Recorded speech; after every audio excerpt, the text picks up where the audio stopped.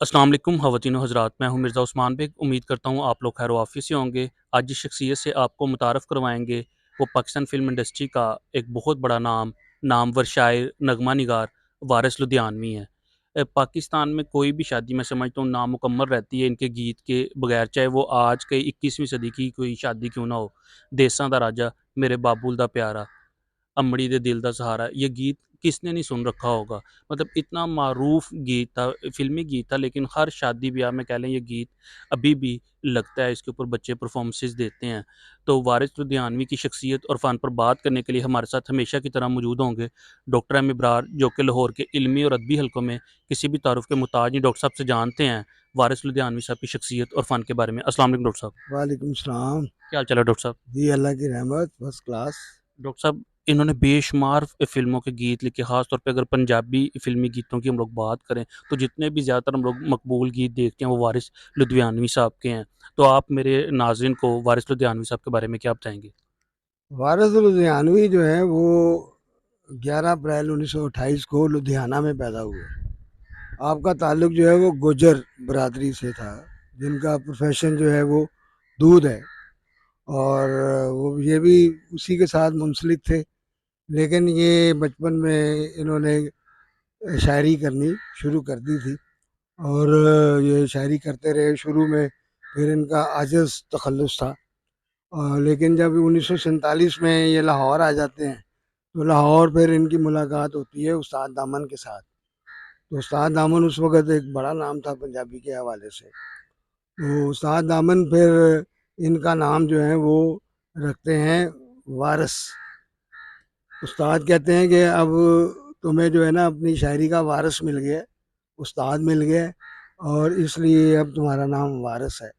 तो चूँकि ये लुधियाना के थे, तो फिर ये लुधियानवी जो है वो साथ लग गया। अब उस्ताद दामन की जो है वो दोस्तियाँ थी सैफुद्दीन सैफ से, और जो उस वक़्त के बड़े लोग थे अहमद राई, उनके साथ जो है वो उनकी बड़ी दोस्तियाँ थी। पंजाबी के लिए ये काम भी कर रहे थे। तो वो फिर जो है वो जहाँ उस्ताद दामन होते थे वहाँ वारिस लुधियानवी होते थे। तो सैफुद्दीन सैफ की जो फ़िल्म है अभी जिसका आपने ज़िक्र किया, करतार सिंह, वो 1959 में आई। उससे पहले इनके गीत आ चुके थे, लेकिन 1959 में जो देसां दा राजा मेरे बाबुल दा प्यारा, उससे इनको जो है वो बड़ी शोहरत मिली। वो गीत जो है वो बहुत मकबूल हुआ, और उससे इनको ज़बरदस्त शोहरत मिली। फिर ये जो है वो समझ लें कि इनके जो गीत फिर उसके बाद जो हैं वो भी मकबूल होते रहे। और आप ये देखें कि कई गीत हैं जो आज भी लोग जो हैं उनको याद हैं। ये एक तो ये गाना हो गया ना कि शादी ब्याह के ऊपर जो है ये गाना गाया जाता है। एक और गाना है पगड़ी संभाल जट्टा का, चांद चांद के सामने आ गया। यानी यूं ही ईद का चांद नज़र आता है तो रेडियो पर ये गाना जो है वो बजना शुरू हो जाता था। और यानी ये ईद जब स्टार्ट होती थी तो ये गाना जो है वो क्या है वो सारे लोग सुनते थे। फिर उसके अलावा जो है और बेशुमार गाने जो आज भी लोगों को याद हैं। सानू भी लै चल नाल वे, बहुत सोहनी गड्डी वाले आ, ये इनका गाना बड़ा मकबूल हुआ। तो शुरू में जिस तरह मैंने कहा कि ये 1956 में फिल्म जो है मुखड़ा आई थी। मुखड़ा जो है मेरा दिल चन्ना कच दा खिडौना, ये इन्होंने लिखा। फिर उसके अलावा जो है दिला ठहर जा यार दा नज़ारा लैन दे, वो गीत इनका बड़ा मकबूल हुआ। तो ये जो गाना अभी आपने कहा, ये गाना बाद में मकबूल हुआ था, ये वाला जो है देसां दा राजा। देसां दा राजा। तो फिर ये इनका जो है वो सिलसिला जारी रहता है। तो इनकी एक बाकायदा दिलजीत मिर्ज़ा और सफदर हुसैन के साथ एक बाकायदा टीम बन जाती है, और जितनी भी दिलजीत मिर्ज़ा और सफदर हुसैन की फिल्में आती हैं इकट्ठी, उसके भी ये गीत जो है वो क्या है लिखते हैं। गुलाम अली का गाना जो है वो किसने नहीं सुना होगा, वो ठा फिल्म का गाना था। तो वो गाना जो है वो बड़ा मकबूल, शाहिद और रोजीना पर वो पिक्चराइज हुआ। दिलजीत मिर्ज़ा उसके डायरेक्टर थे। पहली बारी अजे ना अखियां ने तकिया, ये हो जाए तकिया ये हाय मार सटे, ये गाना इतना मकबूल हुआ।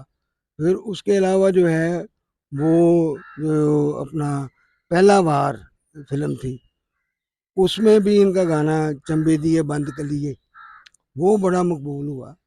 तो मैं ये समझता हूँ कि पंजाबी फिल्मों की जब हम बात करते हैं तो पंजाबी फिल्मों के जो गीतों में से अगर आप वारिस लुधियानवी निकाल देते हैं तो वो बड़ी ज़्यादती होगी। बिल्कुल। और फिर ये आखिर तक जो है ये 5 सितंबर 1992 को इनका इंतकाल हो गया, लेकिन ये इसके साथ जो है वो मुंसलिक रहे।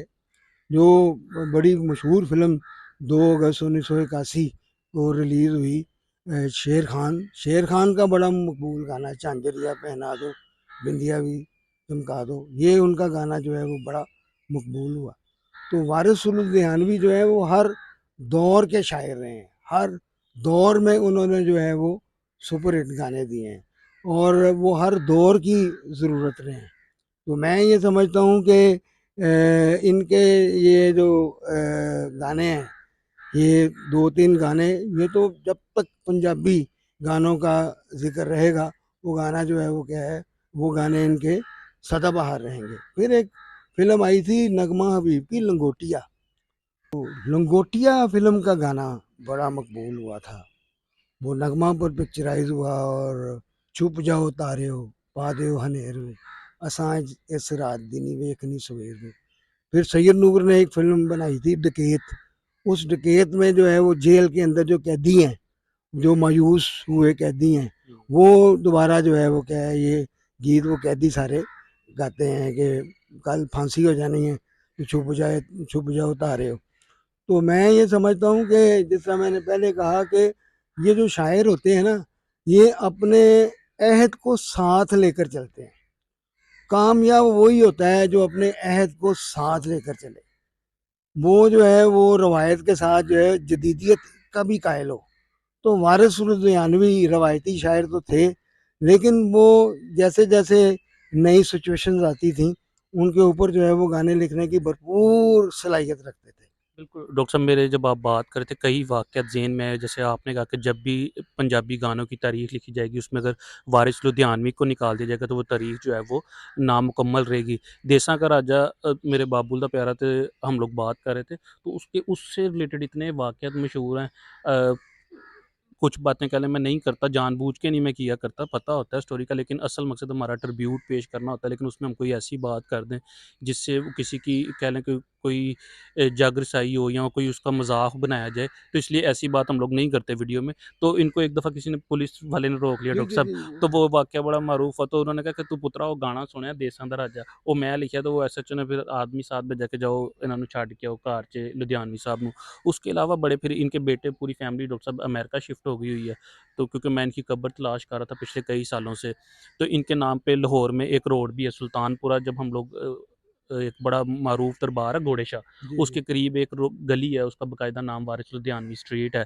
लेकिन बदकिस्मती से कह लें कि इनकी अब कब्र जो है वो ख़त्म हो गई है, उसकी निशानी जो है वो बदकिस्मती से ख़त्म हो गई है। लेकिन ये भी एक कह लें हकीकत है कि जो कब्रें हैं वो एक कब्र में से 70-70 मुर्दे जो निकलने हैं, जो कहा जाता है, तो वो उन चीज़ों को हम लोग जुठला नहीं सकते। तो हर एक ने मिटे नामियों के निशान कैसे-कैसे, तो अब इनकी लाहौर में कब्र नहीं है। फैमिली बहुत अच्छी है, लोग अब ये ना कहें कि ध्यान रख रहे कादी चंगी सी जिहड़ी आई नहीं या अच्छी नहीं, तो वो पूरी फैमिली इंसान की 100 मजबूरियाँ होती हैं, वो यहाँ से डॉक्टर साहब पाकिस्तान से माइग्रेट कर गए हुए हैं, यहाँ से चले गए हुए हैं, तो वो पीछे गौरकर ने कब्र मेरे ख़्याल से निकाल दी हुई है। तो आप डॉक्टर साहब वारिस लुधियानवी साहब के हवाले से कोई मज़ीद बात करना चाहें? ये अक्सर है जी, हमारे जितने भी लेजेंड्स हैं उन बहुत कम औलादें यहाँ पर हैं, बाकी सारी औलादें जो है वो बाहर चली गई।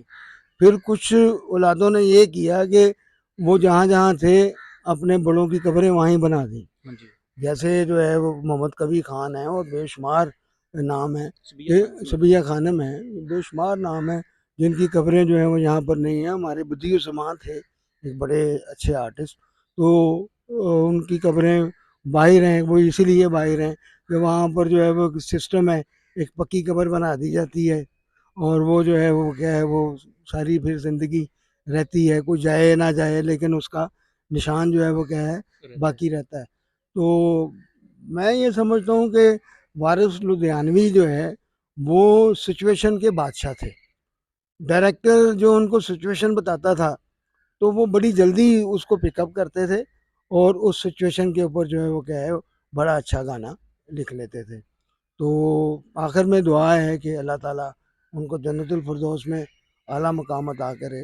जिस तरह मैंने कहा कि 5 सितंबर 1992 को उनका इंतकाल हो गया और उनके लिए बहुत सी दुआएं। अच्छा, वो निशानी ज़रूर ख़त्म हो गई जो डॉक्टर साहब का भी मकसद है। डॉक्टर साहब तो अब कह ले बूढ़े हो गए, वैसे यंग हैं मुझसे भी ज़्यादा। तो इनका भी असल मकसद यही है कि जितने भी हीरोज़ हैं, ये आज भी बारिश हो रही थी, इतना ज़्यादा बैरियर टाउन से सफ़र तय करके यहाँ पे मियानी साहब में आए हैं। तो असल मकसद हमारा, मेरा भी, डॉक्टर साहब के भाई और भी जितने लोग काम कर रहे हैं, उनका मकसद यही है कि ये लोग हमारे हीरोज़ थे, चाहे उनका किसी भी फ़ील्ड से ताल्लुक है। तो निशानी रहे या ना रहे, ये गवर्नमेंट ने, डॉक्टर साहब ये भी बड़ा अच्छा है कि उनके नाम पे एक गली है, और जब तक वो गली रहेगी या जब तक भी कह लें इनके गीत रहेंगे, वैसे तो इंसान का जो फ़न है, जो उसका काम है, वही उसको ज़िंदा रखता है। लेकिन उसके बावजूद वो जो गली है, तो इस तरह जो हमारे हीरोज़ हैं उनके नाम पे कोई इंस्टीट्यूशन का नाम, किसी गली का नाम होना चाहिए, किसी अंडरपास का नाम होना चाहिए। तो आज की वीडियो आपको कैसी लगी, हमें कमेंट सेक्शन में अपनी कीमती राय से लाज़मी आगाह कीजिएगा। अपने मेज़बान मिर्ज़ा उस्मान बेग और डॉक्टर एम इब्रार को इजाज़त दीजिए। अल्लाह हाफ़िज़।